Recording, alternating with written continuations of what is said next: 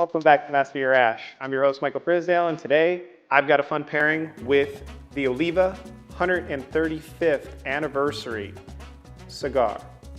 And this is a really beautiful Nicaraguan cigar with Ecuadorian sun-grown wrapper.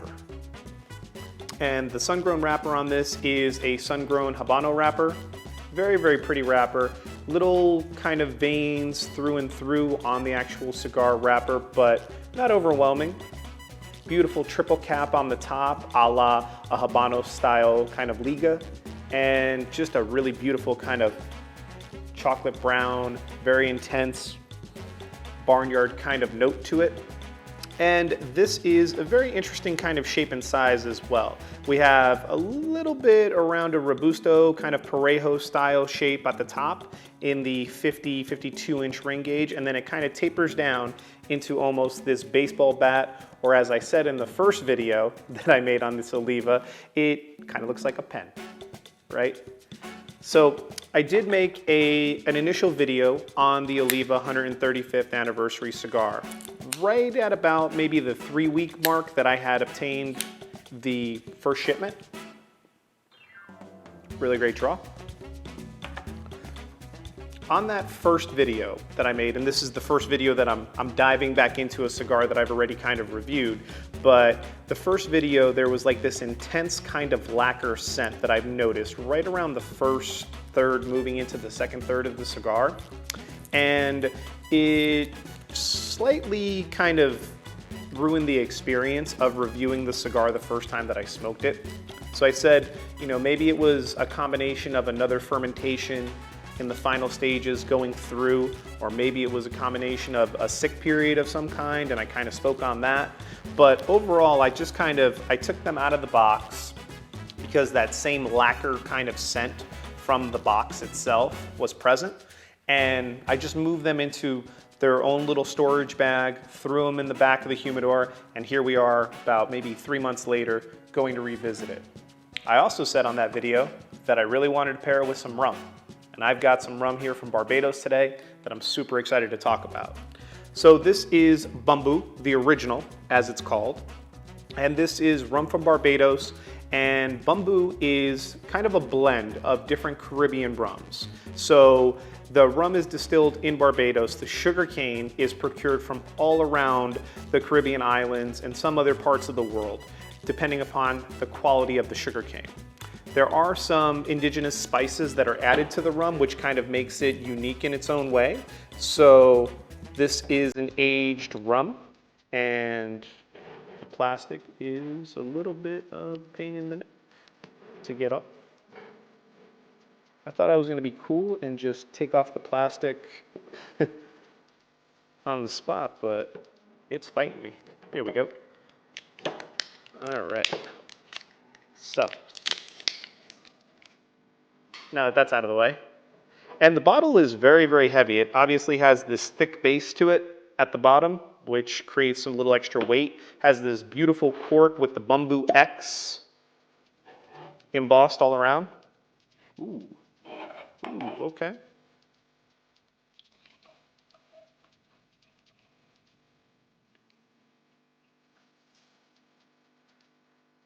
Come on, little droplet. Come on, little droplet. You know you want to make it. You know you want to make it. Okay. All right. So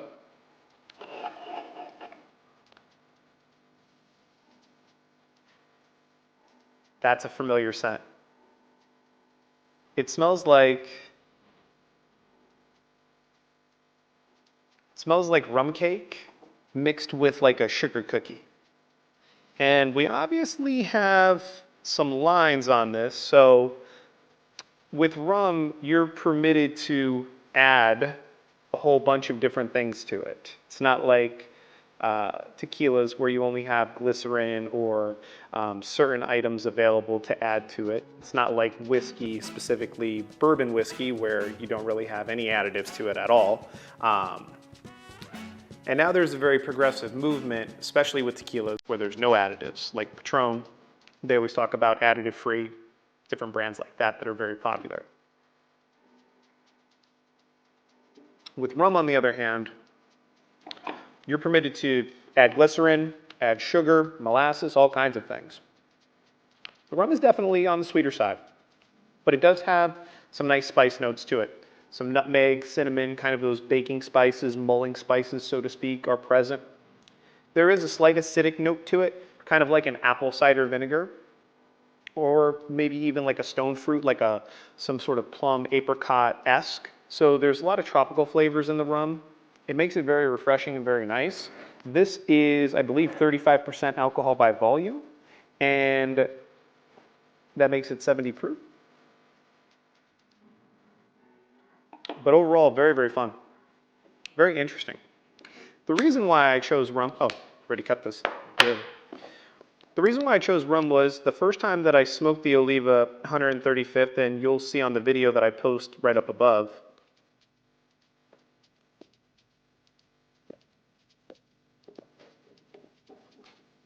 was in the raisin and kind of a salted caramel note. So going into like the initial flavors, I obviously said there were some nice barnyard aromas off that initial video and off the initial kind of cold draw, the aromas from smelling the cigar itself. The barnyard aromas are replaced right away with some really, really nice chocolate, some bitter espresso, and this faint hint of cinnamon on the first third. Moving from the first third into the second third, one of the things that I noticed was that we transitioned into this beautiful salted caramel note.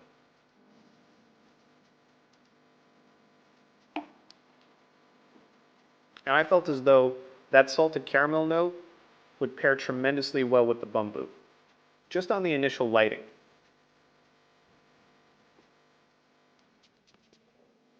I can already tell you the cinnamon spices, the pepper spices on the retrohale, everything that's on the palate is complemented tremendously well by the rum.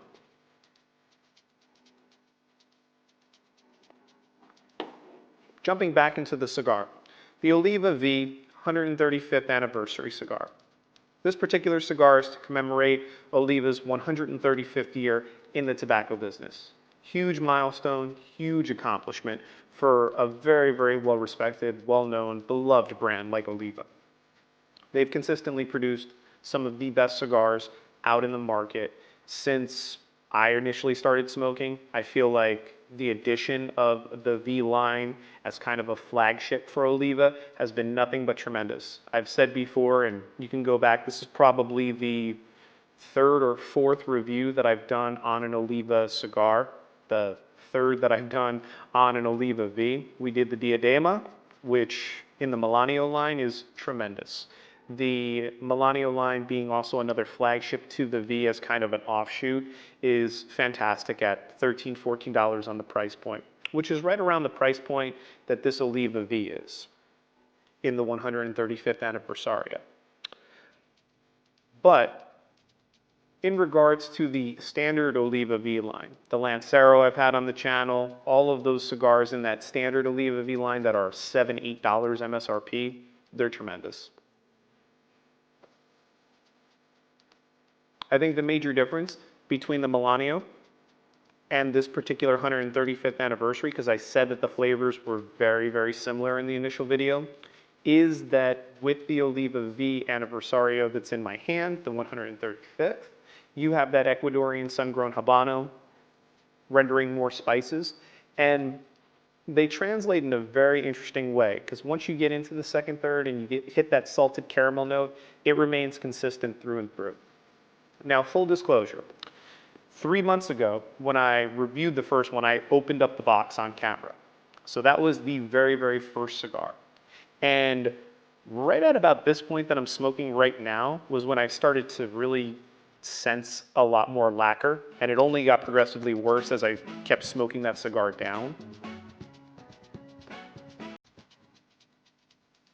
I smoked one cigar this past week with a couple of buddies, and I said, wow, this thing has really blossomed well. It's ready to go. It's ready to get thrown on camera.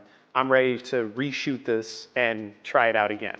So I'm very, very happy to say that the worry that I had for the lacquer that was kind of embedded into the flavor profile of the initial cigar is gone. And I wanted to bring this onto camera and just say that, you know, it's a fantastic smoke. I urge you, this is a box-worthy cigar. Definitely go out, look to procure these if they're still available, and celebrate with an Oliva V 135th anniversary cigar. Thank you so much for watching. Please feel free to like, comment, and subscribe, as that helps grow the channel. Reach out to me on Instagram @MasterYourAsh, and I will see you next time for another cigar and spirit review.